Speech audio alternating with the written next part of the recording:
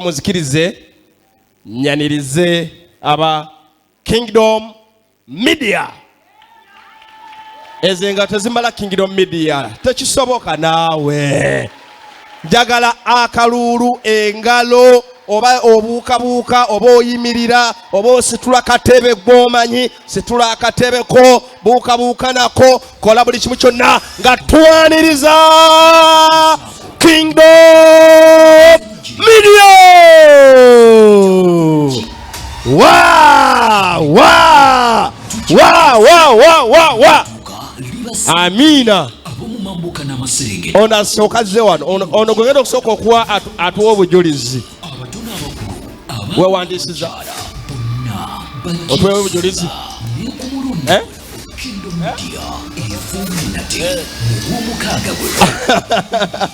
okay. Okay. Bajja gamba gachali mabaga. Bajja. Basumululu olwale lulinde olabe ekigenda okubeera wano kigenda kuba kiyitirivu nnyo mu linnya lya Mukama Yesu. Kati ezengalo okubaza abadde entono zisobodde kuleeta bano. Ezo zisobodde kuleeta bano. Kati bwe muba mwagala ate abalala. Kale tukube engalo mu linnya lya Yesu twanze Kingdom Media. Kale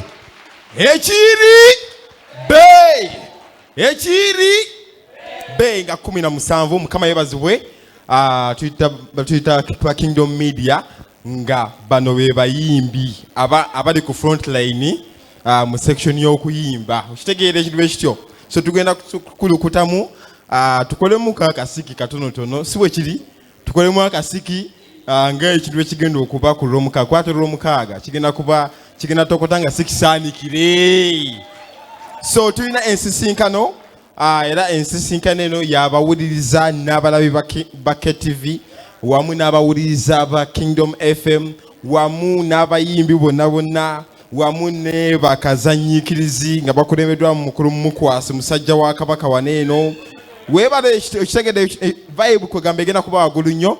Kuluno tutandika sawa emu eyokumakya bwe tutandika sawa 3 ne vibe yasuse vibe tutandika sawa emu okitegedde ekiro ekyo so tugenda maaso Mr DJ tusoke tugenda mu vibe tuwulire ennyimba zineeno eza Kingdom Media tukube mu nga tutandise ba Kingdom Media omune DJ nga akiteekayo Showtime. Situlamo sebo, situlamo.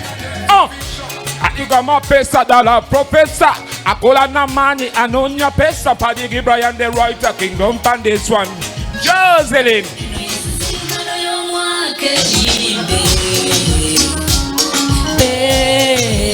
Juni 17 mukisenyo nembo ensisinkano y'omwaka ekiripe kusiefsi tukonekitinge jangu ne banno tunyumirwe eno ensisinkano y'omwaka ekiripe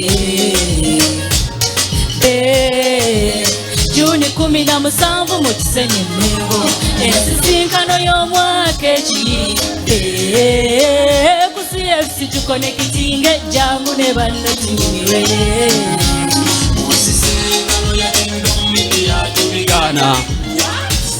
tubiganye etuwakanya Katonda era lelo yigasi wakanya Katonda eyantonda nakutonda nawe olunaku lwe luno Juni 17 ku kalenda myusa lelo luno Pastor Cindy Kiganda wakubayo kolwa yogera Luganda leta mama nabo Luganda yonyomerwe buli muyimbi mu Uganda ndandanda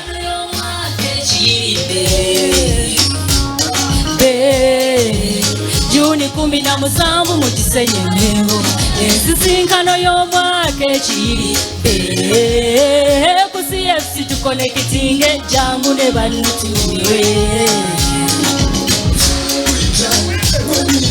musisinkano ekiripe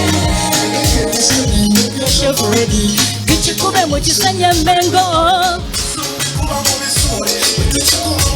Batutisula baganda bapfa b'emikwano tubabulira amazima nabo babisule luno lunaku lwa mukwano enswere kwagala omanyi wali mu kisonye Mmengo ku CFC Bishop Kiganda wakubaayo eno y'ensisinkano y'omwaka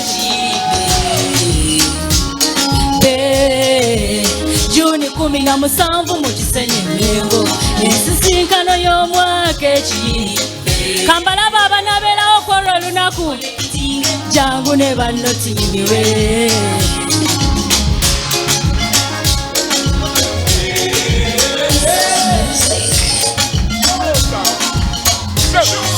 Show time! Hey! Get up! Uria! With the Kingdom Media, Yawamba Muslim Media, tuwulirwa tulabibwa tuwamba Muslim Media, batwagala Uganda, Africa, Europe, nemu India. Kingdom Media, with the Kingdom Media, Yawamba Muslim Media, tuwulirwa tulabibwa tuwamba Muslim Media, batwagala Uganda, Europe, nemu India. Kingdom Media, wano Yawamba.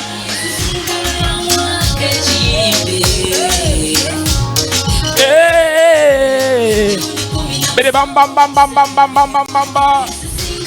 Showtime! Hey! Aha! Jangu ne bano. Showtime!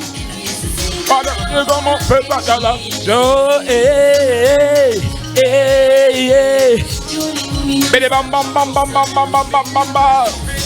Adiga mapesa dala professor akola na mani anonya pesa padigi Brian the writer Kingdom pan this one. Yo Selene.